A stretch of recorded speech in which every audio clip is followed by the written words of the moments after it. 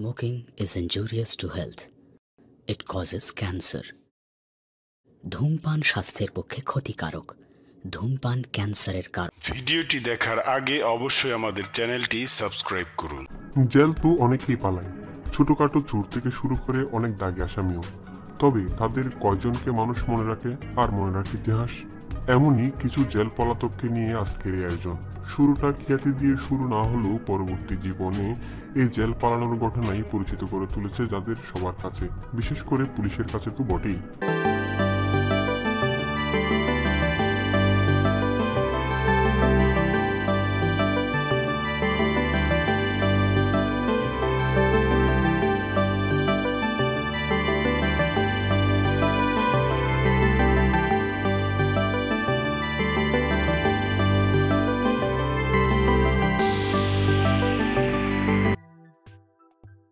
Please subscribe to my channel by clicking that red subscribe button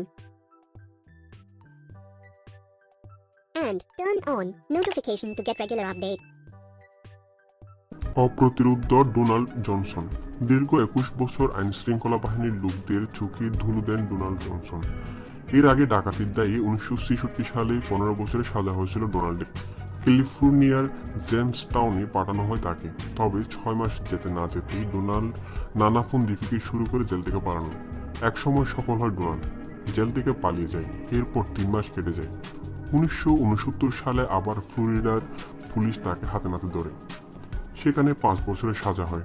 তার কথা ছিল বেরোলে ক্যালিফোর্নিয়ার জেলে ফেরত যেতে হবে তাকে, কিন্তু সেটা আর হয়নি। মাত্র 3.5 মাস জেলে কাটিয়ে বেরিয়ে আসে জনসন আর ফ্লোরিডা থেকে চলে যায় সোজা আরকানসাসে।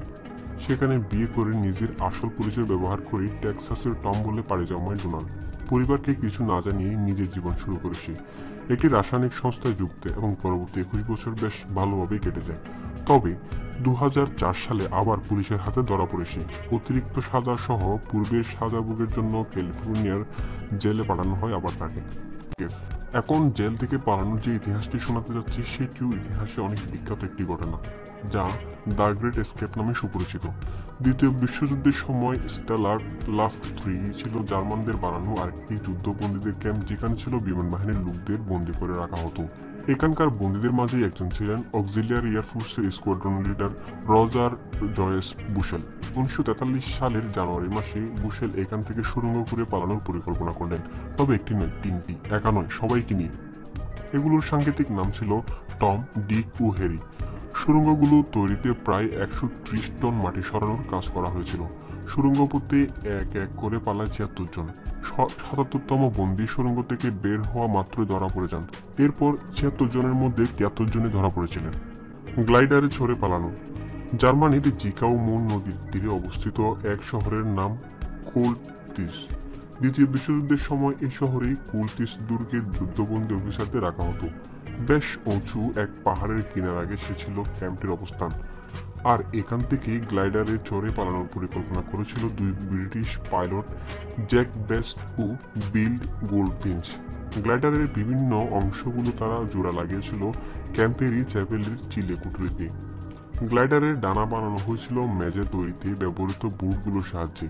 তবে সৌভাগ্য বা দুর্ভাগ্য যাই হোক না কেন, বেস্ট এবং গোল্ডফিঞ্চ তাদের গ্লাইডারে চড়ে কোলতিস দুর্গ থেকে পালাতে পারেনি, কারণ তাদের কাজ যখন প্রায় শেষের দিকে তখনই মিত্রবাহিনী দুর্গের দখল নিয়ে নিতে সক্ষম হয়। 1975 সালে 22 বছর বয়সী ক্যারলকে চুরির দায়ে 5 বছরের জন্য ফ্লোরিডার ওকালার শোধনাগারে পাঠানো হয়। জেলে যাওয়ার 47তম দিন পরেই সেখান থেকে পালিয়ে যায় সে। তবে তার পালানোর ব্যাপারটি এখনো অনেকটা ধোঁয়াশায় সবার কাছে রয়ে গেছে। প্রহরীর ভাষ্যমতে 1 ঘন্টা আগেও এই নারী অপরাধী তার জায়গাতে ঘুমাচ্ছিল। বাইরে বেরিয়ে নিজের নাম পাল্টিয়ে শ্যারন এডওয়ার্ডস নামে পরিচিত হয় ক্যারল, এবং পশ্চিম ভার্জিনিয়ায় শ্যারন নামের এক নারীর নিরাপত্তা কার্ডের নাম্বারও ব্যবহার করা শুরু করে। ক্যারল ফ্লোরিডায় মেলবোর্নে স্থায়ী হয় এবং সেখানে বিয়ে করে। 3টি সন্তান হয় তার। নিজেকে তখন কেবল সন্তান, বাগান আর কিছু সামাজিক কাজের ভিতরে আবদ্ধ রেখেছিল ক্যারল। বেশ কিছুদিন কেটে যায় এইভাবেই। দাদিও হয়ে যায় ক্যারল এক সময়। 2010 সালে পালিয়ে আসার ঠিক 34 বছর পর পুলিশের কাছে আবার ধরা পড়ে সে। যদিও তখন তার ভাষ্যমতে সে আর আগের ক্যারল নেই, সে পাল্টে গেছে, কিন্তু পুলিশ তাকে এত সহজে ছাড়েনি। জেলে ঢুকতে হয় আবার তাকে, আর সেখানে 11 মাস কাটিয়ে 2011 সালে বাইরে বেরিয়ে আসে ক্যারল। প্রিয় দর্শক, কেমন লাগলো আমাদের আজকের এই ভিডিওটি ভালো লাগলে অবশ্যই লাইক, কমেন্ট আর শেয়ার করবেন। আর এমনই অজানা রহস্যের ভিডিও পেতে আমাদের চ্যানেলটিকে অবশ্যই সাবস্ক্রাইব করতে ভুলবেন না। ধন্যবাদ।